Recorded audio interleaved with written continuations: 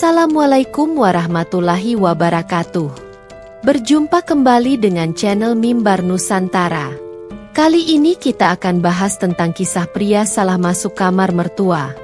Malam itu, seorang pria pulang larut dengan kepala pusing setelah menghadiri pesta. Tanpa sadar, ia masuk ke kamar yang salah dan tidur nyenyak di sana. Keesokan paginya, ia terbangun dan menyadari sesuatu yang sangat salah. Bukan hanya kepala yang pusing, tetapi tempat tidur itu sama sekali tak dikenalnya. Lebih mengejutkan lagi, ada seseorang di sebelahnya yang membuatnya bertanya-tanya, apa yang baru saja terjadi? Malam itu gelap dan suram. Hujan turun deras tanpa ampun, memukul atap rumah-rumah kecil di sebuah kampung pinggiran kota. Petir menggelegar di langit, menerangi jalanan yang sepi. Genangan air mengalir seperti anak sungai di sepanjang jalan berlumpur. Sugiono, seorang pria berusia awal 30-an, berjalan terhuyung-huyung di tengah dinginnya malam. Jas hujan tipis yang ia kenakan tak mampu melindungi tubuhnya. Di tangannya tergenggam botol minuman keras sisa dari pesta kecil bersama teman-temannya di warung pinggir jalan. Hidupnya belakangan ini penuh kekacauan. Pekerjaan serabutan yang tidak jelas, keuangan yang kian menipis, dan kebiasaan buruknya yang tak kunjung hilang mabuk-mabukan. Di rumah, istrinya, Miyabi, sudah lama merasa lelah. Mereka baru menikah setahun lalu.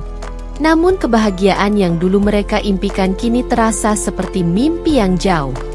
Malam itu tak berbeda dari malam-malam sebelumnya. Sugiono pulang larut dengan langkah berat dan pikiran kabur. Ia bahkan hampir tersungkur beberapa kali saat kakinya terpeleset di jalan berlumpur. "Ah, cuma rumah," gumamnya pelan, seakan menenangkan dirinya sendiri. Dalam benaknya yang mabuk, ia hanya ingin sampai ke tempat tidur dan semuanya akan baik-baik saja. Sesampainya di rumah, Arman mendorong pintu depan yang tidak terkunci. Hawa hangat dari dalam rumah menyambutnya. Meski kesunyian membuat suasana terasa ganjil, ia tak memedulikannya. Matanya yang hampir tertutup sepenuhnya menyeret langkah melewati ruang tamu gelap. Namun, entah karena pengaruh alkohol atau pikirannya yang benar-benar kacau, ia salah masuk kamar. Alih-alih masuk ke kamar tempat Nina tidur, ia membuka pintu kamar lain. Itu adalah kamar milik Bu Lasmi, ibu mertuanya, yang tinggal bersama mereka sejak suaminya bekerja sebagai penjaga malam di sebuah pabrik. Bu Lasmi yang tidur pulas di tempat tidur kayu sederhana tidak menyadari Sugiono masuk tanpa suara. Bagi Sugiono, kamar itu tampak seperti peraduannya sendiri. Tanpa berpikir panjang, ia melemparkan tubuhnya ke atas kasur dan menarik selimut tebal. Dalam keadaan mabuk, ia tak merasakan apa-apa. Bu Lasmi terbangun sejenak karena gerakan Sugiono. Dengan mata setengah terbuka dan pikiran yang masih mengantuk, ia mengira itu adalah suaminya yang pulang lebih awal. "Pak, kok dingin banget sih?" gumamnya pelan sebelum kembali tertidur. Malam berlalu tanpa ada yang sadar apa yang sebenarnya terjadi. Hanya hujan deras di luar yang menjadi saksi bisu atas kekeliruan besar itu. Pagi harinya, suasana kampung mulai hidup. Ayam berkokok, dan suara tetangga yang menimba air mulai terdengar. Di kamar yang salah itu, Bu Lasmi perlahan membuka mata. Ia merasa ada sesuatu yang aneh. Ketika menoleh, ia terperangah. Sosok yang tidur di sebelahnya bukanlah suaminya, tetapi Sugiono, menantunya sendiri. "Astagfirullah," serunya tertahan, lalu meloncat dari tempat tidur. Tubuhnya gemetar hebat, campuran kaget, malu, dan bingung menyeruak. Sugiono yang masih terlelap akhirnya terbangun karena suara itu.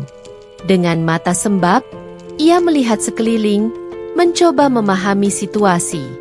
Saat kesadaran datang, wajahnya pucat pasi. "Bu, ini kamar ibu?" gumam Sugiono gugup, mundur ke tepi tempat tidur. Bu Lasmi tak menjawab, terlalu terkejut untuk berkata-kata. Namun, ketegangan itu tak berhenti sampai di situ. Pintu kamar tiba-tiba terbuka, dan Miyabi berdiri di ambang pintu.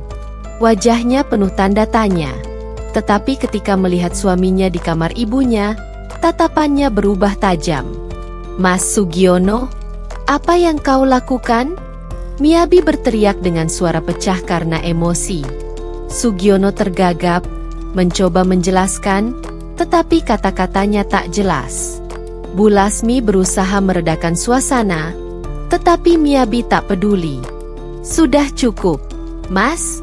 Aku lelah, mabuk, pulang larut, dan sekarang masuk kamar ibu? Apalagi alasanmu kali ini?" Suasana semakin tegang ketika Pak Hasan, ayah Miyabi, pulang dari kerja malam dan mendengar keributan.